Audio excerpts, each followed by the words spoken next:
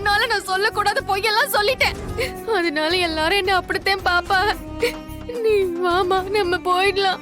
ஐயோ, என் பொண்ண வயித்து பிள்ளையோட வெளியில அனுப்புறாங்களே, இது நியாயமா? ராமச்சந்திர அண்ணா, ஊருக்கெல்லாம் நியாயம் சொல்லுவீங்களே, எல்லார்கிட்டயும் நல்லவர்னு பேர் எடுத்தவராச்சு.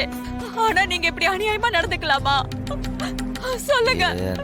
உங்க குடும்பத்து வாரிசு தான் அவ சுமந்துட்டு இருக்கா. அவளை இப்படி வீட்டை விட்டு துரத்தலாமா?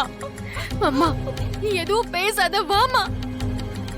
இங்க பாரு, உங்க 2 பேர் மேலயும் நான் கொலை வெறியில இருக்கேன். இதோட மரியாதையா வெளியே போயிடுங்க. போகதான் போறோம்.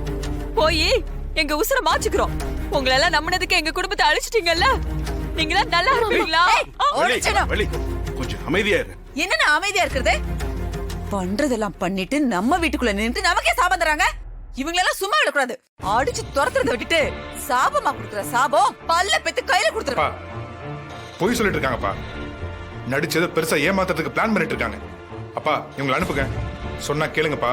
இவங்களை நம்பாதீங்கப்பா. மச்சான், உங்களுக்கு அந்த கஷ்டம் வேணாம். நாங்களே போகத்தான் போறோம்.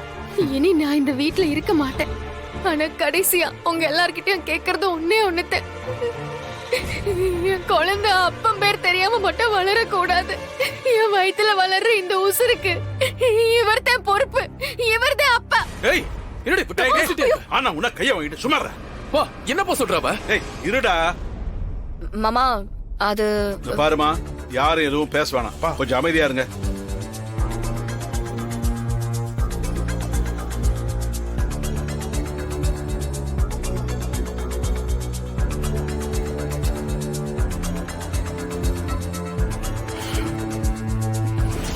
அம்மா, உங்க பொண்ணை கூட்டிட்டு உள்ள போங்கம்மா.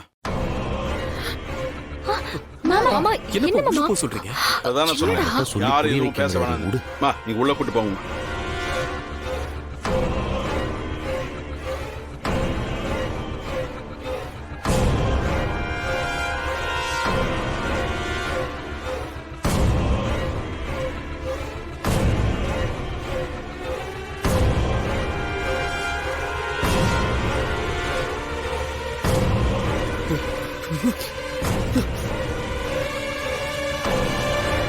மாமா, அவ பொய் சொல்றா மாமா. அவ பொய்ய நீங்க ஏத்துக்கிறீங்களா? அவளை உங்க மருமகளா ஏத்துக்க போறீங்களா மாமா? சொல்லுங்க மாமா.